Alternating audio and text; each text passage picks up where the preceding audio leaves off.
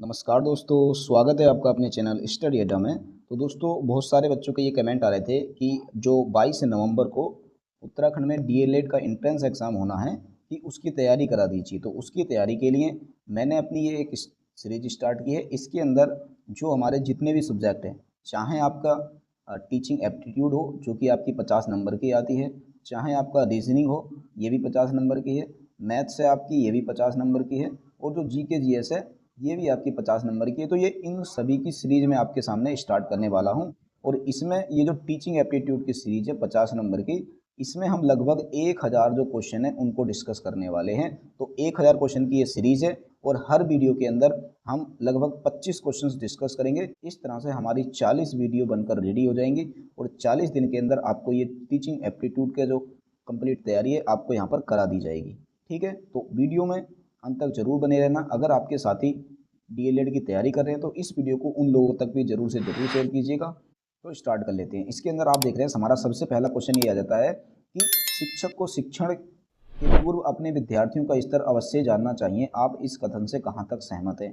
इसमें ये बोला जा रहा है कि आप एक शिक्षक बन चुके हैं और आप किसी भी क्लास के अंदर टीचिंग कराने के लिए जा रहे हैं, तो भाई टीचिंग कराने से पहले आपने अपने क्लास के जो बच्चों का लेवल है क्या उसको जानना चाहिए। आप इस कथन से कितना सहमत है? तो बिल्कुल हम पूर्णतः सहमत होंगे। तो इसका आंसर ऑप्शन नंबर ए हो जाएगा। सामान्यतः सहमत यहाँ नहीं होंगे, आंशिक भी नहीं होंगे और बिल्कुल नहीं होने का तो कोई चांस ही नहीं है। क्योंकि देखो, अगर हम पढ़ाने से पहले हमें जो भी टॉपिक पढ़ाना है वो पढ़ाने से पहले अगर हमें अपने बच्चों के लेवल का ही पता नहीं होगा तो हम किस तरह से उनको अच्छे से बढ़ा पाएंगे। मान के चलो बच्चों का बेस ही क्लियर नहीं है और हम कंसेप्ट आते चले जा रहे हैं, आगे पढ़ाते चले जा रहे हैं, तो उससे होगा ये बच्चों को कुछ भी समझ में नहीं आएगा और वो पढ़ाना हमारा बिल्कुल बेकार हो जाएगा। अब अगला हमारा क्वेश्चन आता है कि पढ़ाते समय कक्षा में शोर हो रहा हो तो अध्यापक को किस प्रकार का आदेश देना चाहिए। कि आप कक्षा के अंदर पढ़ा रहे हैं, बच्चे शोर कर रहे हैं, तो आपको किस प्रकार का आदेश देना चाहिए। ऊंचे स्वर में बोलकर बिल्कुल नहीं, हमें ऊंचे स्वर में बच्चों से कभी नहीं बोलना है। ठीक है, मेज पर मुक्का मार के, भाई मुक्का तो हमें कभी मारना ही नहीं है, मुक्का मार के हमारा नुकसान हो जाएगा। कि अगर मेज के ऊपर हम इस पर मुक्का भी मार देते हैं तो जो हमारा हाथ है भाई वो टूट भी सकता है, तो ऐसा काम हमें नहीं करना है। धीमी आवाज़ में बोलकर, बच्चे शोर कर रहे हैं तो भाई धीमी आवाज़ तो यहाँ पर हमें बोलनी ही नहीं है। चेतावनी देकर ये बिल्कुल सही हो जाएगा कि अगर बच्चे शोर कर रहे हैं तो हम क्या करेंगे, इनको चेतावनी जरूर दे सकते हैं और उससे समझा सकते हैं कि भाई आप ऐसा ना करो। ठीक है, अगला हमारा क्वेश्चन है कि छात्रों को सिनेमा से निम्नलिखित में से कौन सा नुकसान संभव है। कि जो छात्र हैं अगर वो सिनेमा देखते हैं तो उससे उन्हें कौन सा नुकसान इनमें से हो सकता है। उनका कीमती समय नष्ट हो सकता है। देखिए, सिनेमा देखने से समय बिल्कुल भी नष्ट नहीं होता, ऐसा हम नहीं कह सकते। क्योंकि ऐसा भी हो सकता है कि जो बच्चे हैं वो यूजफुल थिंग्स सिनेमा के ऊपर देख रहे हो, तो उससे होगा ये कि भाई उनका तो यहाँ पर यूज़ हो रहा है तो नष्ट तो नहीं हो रहा है। बुरी संगत में पढ़ सकते हैं, भाई बुरी संगत में पढ़ने का कोई चांस नहीं है। हाँ, कुछ पढ़ते भी हैं पर बच्चे यूजफुल चीज़ें देखेंगे तो वो तो अच्छी संगत में पढ़ेंगे ना, बुरी संगत में थोड़ा ही पढ़ेंगे। तो ए भी गलत है, बी भी गलत है, सी है। वे जीवन के बारे में अवास्तविक तस्वीर बना सकते हैं। ये बिल्कुल सही है कि भी अगर कोई भी बच्चा सिनेमा देखता है तो उसके सामने दो करेक्टर आते हैं। एक करेक्टर तो आता है गुड और एक करेक्टर आता है बैड। अब जैसा बच्चा होगा, जैसा उसका एटीट्यूड होगा, जैसे थिंकिंग होंगी, जैसे बच्चे के विचार होंगे, उनमें से चाहे वो गुड करेक्टर को लेगा या फिर बैड करेक्टर को लेगा, इन दोनों में से एक करेक्टर की अपने माइंड के अंदर एक अवास्तविक तस्वीर बना लेगा। इन दोनों करेक्टर में से बच्चा क्या करेगा, अपने माइंड के अंदर अवास्तविक तस्वीर बना देगा इन दोनों में से किसी भी एक करेक्टर की। तो ये तो बिल्कुल सत्य हो जाएगा। वे अपराध करना सीख सकते हैं, ऐसा नहीं है, यानी कि ऑप्शन नंबर सी इसका राइट हो जाएगा। अगला है कि अनुशासन के मामले में एक कक्षा आपको परेशान कर रही है, आपको चाहिए कि आप कि अनुशासन के मामले में एक कक्षा क्या परेशान कर रही है तो हमें क्या चाहिए। छात्रों से अच्छा व्यवहार करने का आग्रह करें, बिल्कुल सही है भी कि छात्रों से हमें अच्छा व्यवहार करने का आग्रह करना चाहिए। छात्रों को दंड का भय दिखाएं, देखिए दंड का प्रयोग हमने कहीं पर भी नहीं करना है। अन्य शिक्षकों की विधियों का अनुकरण करें, नहीं नहीं भाई ऐसा नहीं है, अपनी ही शिक्षण विधियों का अनुकरण करना है। मॉनिटर से कहें कि शरारती छात्रों के नाम आपको बताए, तो ऐसा काम भी हमें नहीं करना है। ठीक हो गया। अब अगला हमारा क्वेश्चन आ जाता है कि आप छात्रों में अनुशासन बनाए रखने के लिए क्या पसंद करेंगे। कि हमें छात्रों में अगर अनुशासन बनाए रखना है तो क्या पसंद करेंगे, उनसे प्रश्न पूछेंगे। देखिए, अनुशासन के लिए प्रश्न पूछना ये गलत हो जाएगा। हाँ, अगर हमें बच्चों को सक्रिय करना है, क्लास के अंदर एक्टिव करना है, तब तो हम उनसे प्रश्न पूछ सकते हैं, पर अनुशासन के लिए प्रश्न पूछना ये गलत हो जाएगा। उनको शोर करने से रोकेंगे, नहीं ऐसा नहीं है। देखो, बच्चों को हमें फुल आज़ादी देनी है, उनको उनसे नियमों का पालन कराएंगे। देखिए, ज़बरदस्ती हमें कोई भी नियम का पालन नहीं कराना है, ये गलत हो जाएगा। उन पर उत्तरदायित्व सौंपेंगे, यही बिल्कुल सही हो जाएगा। कि अगर हमें किसी भी छात्र को अनुशासन में लेकर आना है तो उस पर हम उत्तरदायित्व सौंप देंगे।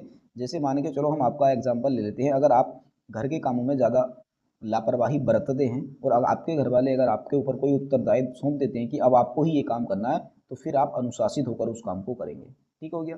अब अगला हमारा क्वेश्चन आ जाता है कि अपने विद्यालय में शुभ अनुशासन विकसित करने के लिए आपको अपने विद्यालय के अंदर शुभ अनुशासन विकसित करना है, तो आप क्या करेंगे?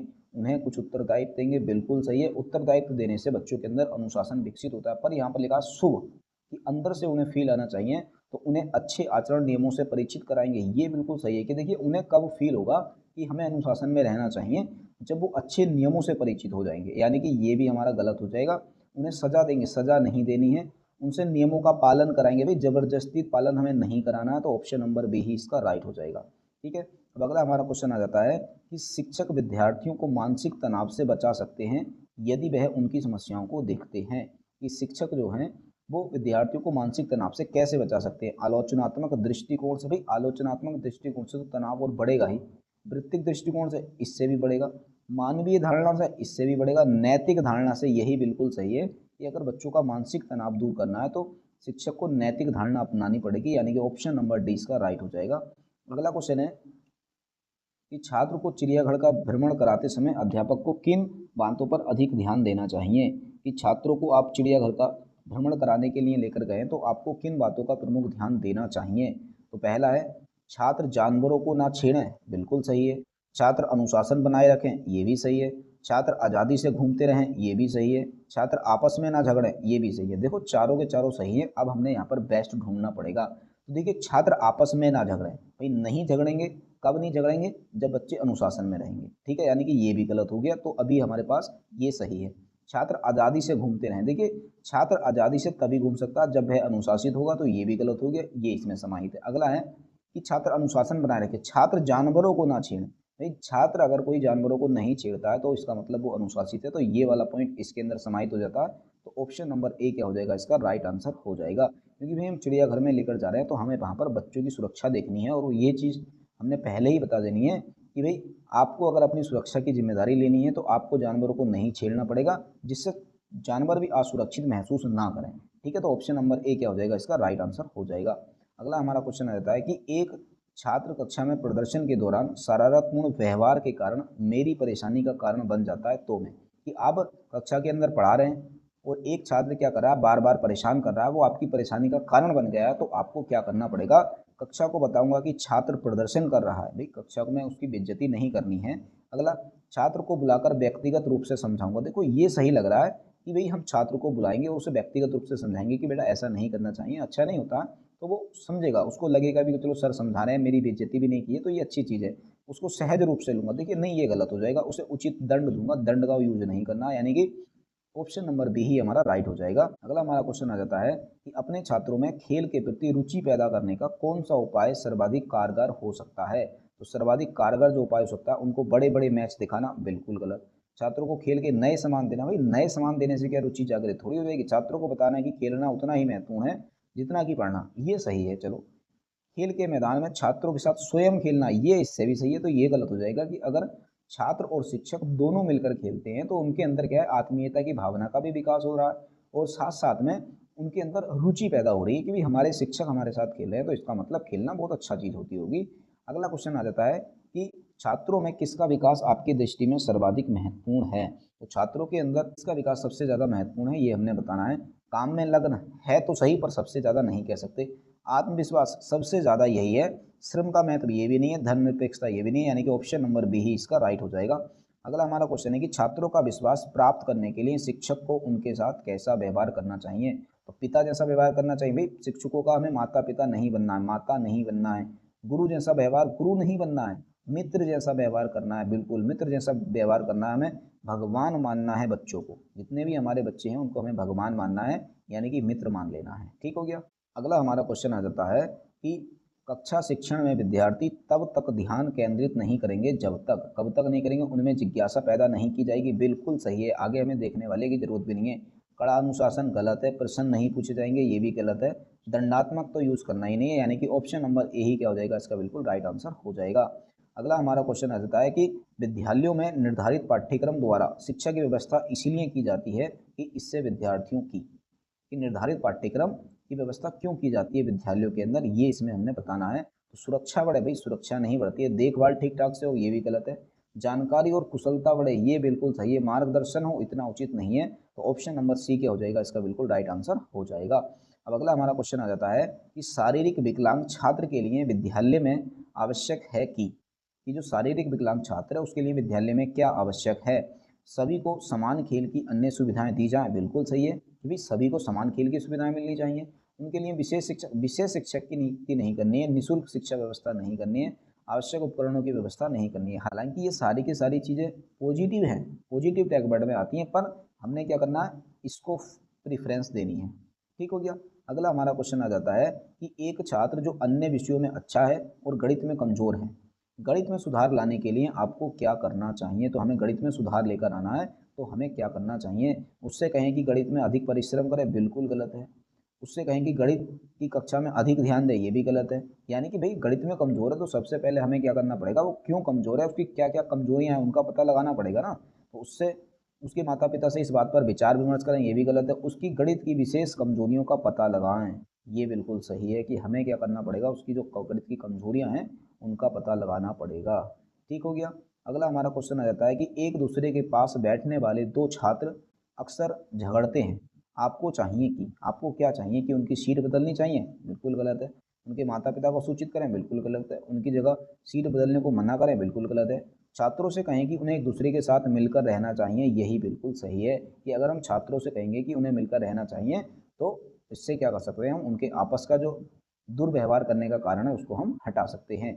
अगला हमारा क्वेश्चन आ जाता है कि यदि कक्षा में कोई छात्र आपसे दुर्व्यवहार करता है तो आप क्या करेंगे। कि अगर कोई भी छात्र आपसे दुर्व्यवहार कर रहा है तो आप क्या करेंगे। पहला है कि प्राचार्य से उसके निष्कासन की सिफारिश करेंगे, बिल्कुल गलत है। तुरंत सजा नहीं देनी है, कारणों का पता लगाकर उपचारात्मक कदम उठाएंगे, यही बिल्कुल सही है। जहां कहीं पर भी इस तरह का क्वेश्चन आ जाता है कि कारणों का पता लगाएंगे, तो यही बिल्कुल पॉजिटिव टैग वर्ड होता है, अभिभावक को सूचित करेंगे, ये गलत हो जाता है। ठीक हो गया। अगला हमारा क्वेश्चन आ जाता है कि यदि आपके विद्यालय के छात्र मिलजुल कर काम करने से मुंह मोड़ते हैं तो आप क्या करेंगे। भाई हमारे विद्यालय के जो छात्र हैं वो मिलजुल कर कार्य करना नहीं चाहते हैं, मुंह मोड़ते हैं, तो हमें क्या करना चाहिए। सभी शिक्षक मिलजुल कर छात्रों के सामूहिक कार्य कराएंगे। देखिए जबरदस्ती हमें कोई भी कार्य नहीं कराना है, मिलजुल कर कार्य करने के महत्व बतलाएंगे, ये बिल्कुल सही है कि हमको महत्व बतलाएंगे मिलजुल कर कार्य करने का, इससे संबंधित उदाहरण प्रस्तुत करेंगे। तो देखिए जब हम यहाँ पर महत्व बताएंगे तो उदाहरण वाला भी हमारा इसी के अंदर आ जाएगा, तो ये भी नहीं हो सकता। विद्यालय पर कोई पुस्तक पढ़ने को देंगे, ये भी गलत है। यानी कि ऑप्शन नंबर बी ही क्या हो जाएगा, इसका राइट आंसर हो जाएगा। और हाँ दोस्तों, अगर आपको वीडियो हमारी पसंद आ रही हो तो वीडियो को लाइक कर देना, अपने दोस्तों को शेयर कर देना, और अगर आप चैनल पर नए हैं तो चैनल को सब्सक्राइब जरूर कर लेना। अब अगला हमारा क्वेश्चन आ जाता है कि शुद्ध मातृभाषा न बोलने वाले छात्रों के साथ क्या व्यवहार करेंगे। कि शुद्ध मातृभाषा जो बच्चे नहीं बोल पा रहे हैं तो उनके साथ हम कैसा व्यवहार करेंगे। तो पहला है, ऐसे छात्रों को समय समय पर शुद्ध भाषा बोलने हेतु प्रेरित करेंगे। कितना अच्छा चीज़ है, देखो जहाँ कहीं पर भी प्रेरित करेंगे शब्द आ जाता है तो बिल्कुल पॉजिटिव होता है। यानी कि दूसरे जो ऑप्शन होते हैं उनमें अगर हम नहीं भी देखें तो 90% हमारा सही रहता है, परंतु फिर भी टीचिंग एप्टीट्यूड के अंदर हमें चारों के चारों ऑप्शन पढ़ने जरूर पड़ेंगे। मातृभाषा शुद्ध ना करने वालों को दंड देंगे, दंड हमें नहीं देना है। शुद्ध भाषा का अभ्यास करने हेतु कहेंगे, अभ्यास नहीं करवाना है हमें। शुद्ध भाषा का अभ्यास करने वाले छात्रों को कक्षा में बैठने देंगे। देखिए अभ्यास यहाँ भी आ गया तो इसको भी हम कट कर देंगे। ऑप्शन नंबर ए ही इसका राइट हो जाएगा। अगला हमारा क्वेश्चन आता है कि छात्रों को अपनी मातृभाषा के ज्ञान में वृद्धि हेतु क्या सुझाव संभव है। कि छात्रों के मातृभाषा के ज्ञान में अगर हमें वृद्धि करनी है तो हम क्या सुझाव उन्हें दे सकते हैं।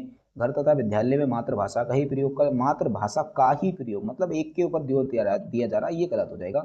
केवल मातृभाषा पुस्तकों का प्रयोग करें, केवल शब्द गलत होता है। मातृभाषा के प्रयोग के बीच बीच में अन्य भाषाओं का प्रयोग ना करें, ये बिल्कुल सही आ जाएगा। कि देखिए इसमें करना क्या है कि जो मातृभाषा है ना उसके ज्ञान में वृद्धि करनी है। तो भाई मातृभाषा के ज्ञान में जब हम वृद्धि करेंगे, कोई भी अगर हम भाषा बोल रहे हैं उसी के ज्ञान में अगर हमें वृद्धि करनी है और उसमें हम अन्य भाषाओं का प्रयोग भी कर लेते हैं तो क्या वृद्धि होगी कभी। शुद्ध हम कभी बोल ही नहीं पाएंगे। इसलिए हम क्या करें, सिर्फ एक ही भाषा का प्रयोग करें, तो उससे क्या होगा, उस भाषा के ज्ञान में वृद्धि हो जाएगी। उपयुक्त सभी सुझाव आवश्यक हैं, ये गलत है। यानी कि ऑप्शन नंबर सी ही इसका राइट हो जाएगा। अगला हमारा क्वेश्चन आ जाता है कि आप एक युवा अध्यापक हैं, छात्रों को प्रभावित करने के लिए आप क्या करेंगे। भाई आप युवा अध्यापक हैं तो आपको क्या करना पड़ेगा, उस उम्र उस होने के कारण छात्रों की व्यक्तिगत समस्याओं पर ध्यान देंगे। बिल्कुल सही है कि आप क्या है, अभी आप बिल्कुल युवा हो और अभी अभी आप उस अवस्था से निकल कर गए हो जिसमें वह बच्चे हैं अभी जिनको आप पढ़ा रहे हो। तो आपको उनकी जो उम्र है, उनकी जो व्यक्तिगत समस्याएं हैं, उनको उनसे अच्छी तरह से आप अवगत हो, तो आप क्या करेंगे, उन व्यक्तिगत समस्याओं पर बिल्कुल अच्छे से ध्यान देंगे, तो यही इसका राइट हो जाएगा। अपने युवा होने का रोज प्रदर्शन करेंगे, ये गलत है। हृदय शून्य संस्कार विद्यालय आएंगे, ये गलत है। छात्रों को अपनी ताकत से डराएंगे, भाई ये भी गलत है। डराना नहीं है भैया हमें अपनी ताकत से किसी को। तो ऑप्शन नंबर ए ही क्या हो जाएगा, इसका बिल्कुल राइट हो जाएगा। अगला हमारा क्वेश्चन आ जाता है कि यदि विद्यार्थी पाठ में रुचि ना लेता हो तो शिक्षक को चाहिए कि वह, यदि कोई भी विद्यार्थी पाठ में रुचि नहीं ले रहा है तो शिक्षक को क्या चाहिए, कि वह कक्षा से चला जाए, बिल्कुल गलत है। दृष्टि सामग्री का प्रयोग में लाकर पाठ को रुचि बनाए, कि वो श्रव्य दृश्य सामग्री का प्रयोग करके पाठ को रुचिकर बनाए, ये सही है। शिक्षण विधि बदल दे, भाई ये भी उचित सही है कि भाई ये सामग्री लेकर आएगा, इसका मतलब है शिक्षण विधि बदल रहा है, तो हम इसको ये बोल देंगे कि शिक्षण विधि बदल दे, कक्षा में कोई अन्य कार्य आरंभ करे, ये गलत हो जाएगा। तो ऑप्शन नंबर सी ही क्या हो जाएगा, बिल्कुल राइट आंसर हो जाएगा। अगला हमारा क्वेश्चन है कि यदि कुछ विद्यार्थी आपस में झगड़ते हों तो शिक्षक के रूप में आप क्या करेंगे, कि अधिक शक्तिशाली छात्रों का साथ देंगे, बिल्कुल गलत है। कम शक्तिशाली छात्रों का साथ देंगे, बिल्कुल गलत है। इस पर ध्यान देंगे, नहीं देंगे, ये भी गलत है। आगे हम क्या करेंगे, उन दोनों समूहों में मित्रता करवाने का यथासंभव प्रयास करेंगे, यही बिल्कुल सही हो जाएगा। ठीक है, आज की हमारी इस वीडियो का जो पार्ट 1 है उसका लास्ट हमारा क्वेश्चन आ जाता है कि छात्रों की विषयगत योग्यता को भली भांति जाना जा सकता है। तो देखिए कौन सी योग्यता, विषयगत योग्यता, की आपको किस विषय का कितना ज्ञान है। तो ये विषय वाला ज्ञान आपको चाहिए तो उसके लिए आपको परीक्षा करवानी ही पड़ेगी। ठीक हो गया ना। मूल्यांकन से के उपकरण, ये गलत हो जाएगा। विचार विमर्श नहीं, हाँ विचार विमर्श के द्वारा समझ सकते हैं, विचार विमर्श भी है तो ये इसका राइट हो जाएगा। अब परीक्षा भी यहाँ पर गलत हो जाएगा, क्योंकि अगर ये ऑप्शन यहाँ पर नहीं होता तो हमारा परीक्षा राइट होता, परंतु विचार विमर्श है तो हम क्या करेंगे, किसी भी विषयगत योग्यता की जांच करनी है तो हम छात्र से क्या करेंगे, उस विषय के ऊपर विचार विमर्श करेंगे, उससे हम भली भांति जान सकते हैं कि छात्र को कितना ज्ञान है। अभिभावक परामर्श द्वारा, ये गलत हो जाएगा, यानी कि 25 का ऑप्शन नंबर सी क्या हो जाएगा, बिल्कुल राइट आंसर हो जाएगा। तो आज की ये जो हमारी वीडियो थी यहीं पर हम समाप्त करते हैं। वीडियो अगर आपको अच्छी लगी हो तो वीडियो को लाइक कर देना, अपने दोस्तों को शेयर कर देना, और अगर आप चैनल पर नए हैं तो चैनल को सब्सक्राइब कर लेना। अब हम आपके लिए क्या है ना, इसी तरह की वीडियो लाते रहेंगे और हर सब्जेक्ट की वीडियो आपको यहाँ पर अब मिलने वाली है। तो मिलेंगे फिर हम बहुत ही जल्द अगली वीडियो में, तब तक के लिए बेस्ट ऑफ लक।